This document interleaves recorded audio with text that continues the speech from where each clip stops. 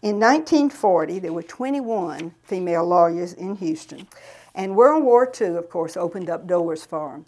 It's interesting, anytime there was a war and it took the men students away, the law schools all of a sudden were very glad to have women. Before that, there was always the thing that was said was, oh, you will take a man's place. We can't take you. You will be taking a man's place. And of course, what they were really saying was, the man will go practice law. You will not. You will marry and you will go home and have children, and then we will have wasted our training. And so but during the war, they needed the extra tuition. So the law schools welcomed the women, and it also opened up some jobs. The briefing attorneys over at the Supreme Court in Austin at the beginning of World War II were all men. They were all drafted. So they figured what they were going to have to do is find some women.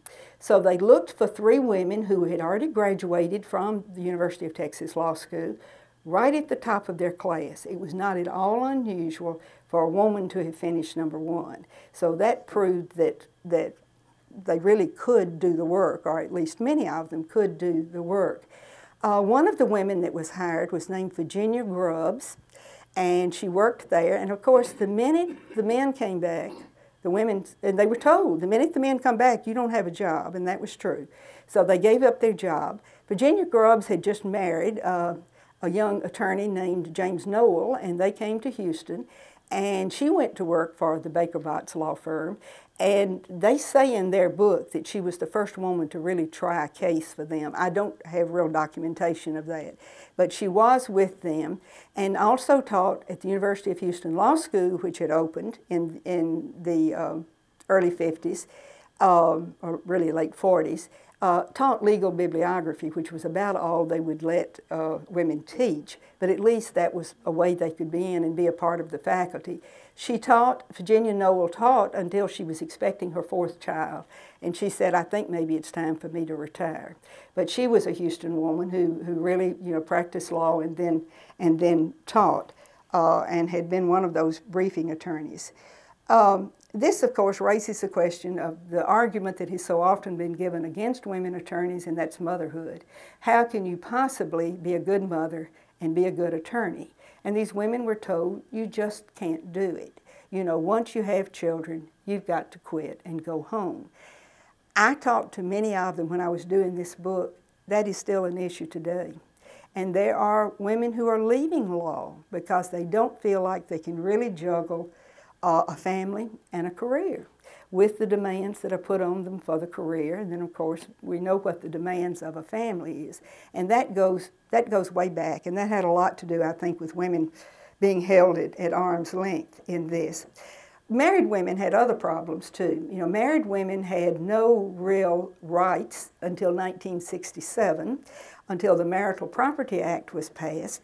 And as far as being able to sign contracts and things like this in their own name, because the husband had to do it.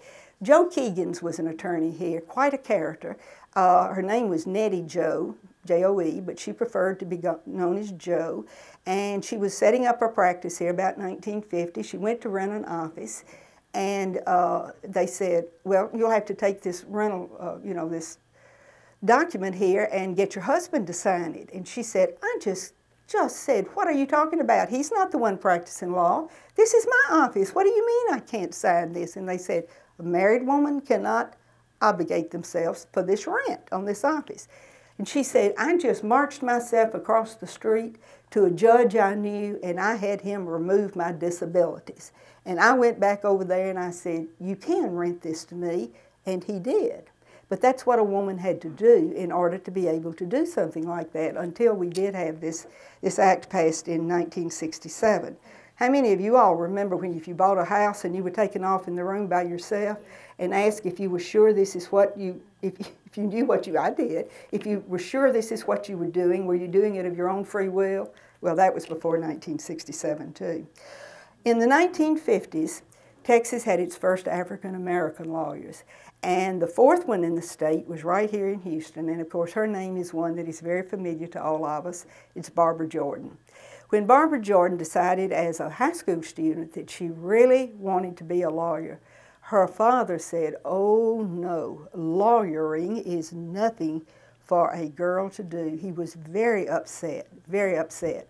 But of course, Barbara Jordan was a determined person, and she pursued it, went on to TSU, where she became a wonderful debater, and credits much of that with her success in law, particularly in her public speaking, was what she got at debate. I interviewed her debate coach at TSU for an article I was doing. He is still there. He is still working with the debate team. He's way up in his 80s, but it was just wonderful to hear him talk about these young people and what an immense effect that their being on the debate team had on them. She decided to go out of school, to law school. By then, we now had 2 law schools here in Houston, Texas Southern University and University of Houston, but she decided she would go out of state, and she chose Boston University to go to law school. She was one of 6 women in a class of 600, and that was really not unusual if you were in a big law school. She was not terribly happy in school there. She was not terribly happy in Boston, but she stuck it out, came back to Houston, and decided to set up her office, and the only place she could do it was in her parents' dining room. She said she had just enough money to print some business cards, which she did, and she said, I passed them out at my church, and said one member of my church asked me to write his will, and she said that was the first piece of legal work I did. Barbara Jordan decided, when she got involved in registering people to vote, she decided her place was going to be politics. And in 1966, she ran for the Texas Senate. She ran twice before she was elected in 1966. She had run twice before and been defeated. She was elected. She was the only woman in the state Senate, her 2 terms there. When she went in the beginning, she stood up and she said, there's no restroom for women. And one of the senators stood up and said, that's why we don't need any women in here. What are we going? We don't have a restroom for you. And Barbara Jordan said, and can't you just hear her in that voice?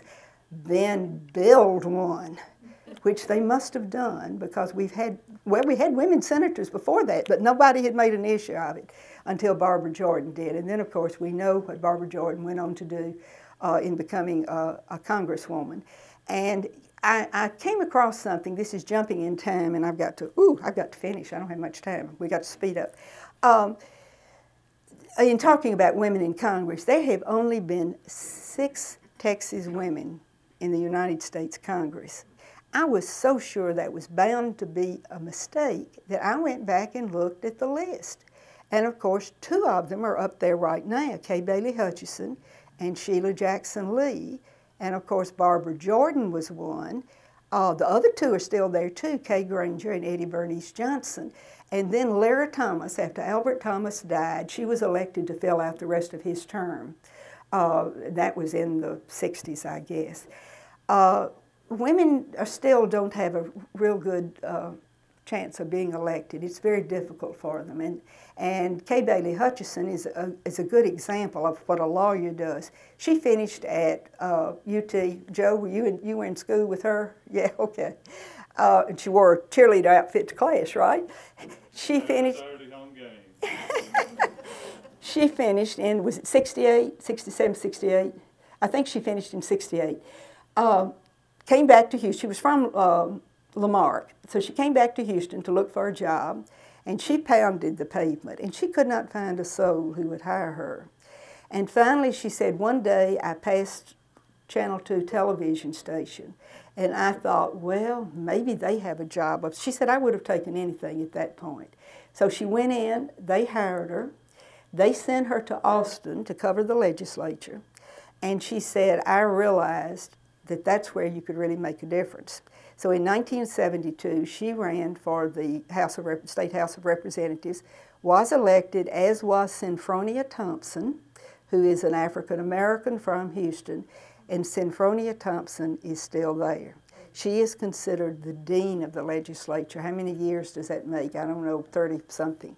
And so they were the first 2 women elected from Harris County to the state legislature. Okay, I'm going to have to jump because we're running out of time. The surge came in the 1970s, and this is when we began to see more women going to law school and more opportunities opening up for them slowly. So what caused that? Well, there were a number of things, I think. The Civil Rights Act being passed, of course, encouraged the women because of the not being able to discriminate against sex. That opened up some opportunities for them. Birth control was now very available, and women had more choice in planning their families.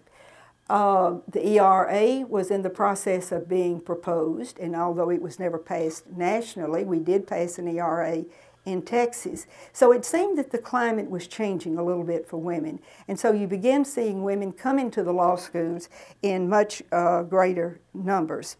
And yet many of them say they really didn't plan to be lawyers. Lynn Liberato, who became the first woman, first female president of the Houston Bar Association and has also been president of the Texas Bar Association, said she really didn't intend to practice law. She wanted to be a journalist, and she had worked on newspapers, but she thought being a lawyer might help her with her journalism. But she got in law school, and of course she was captured by the law.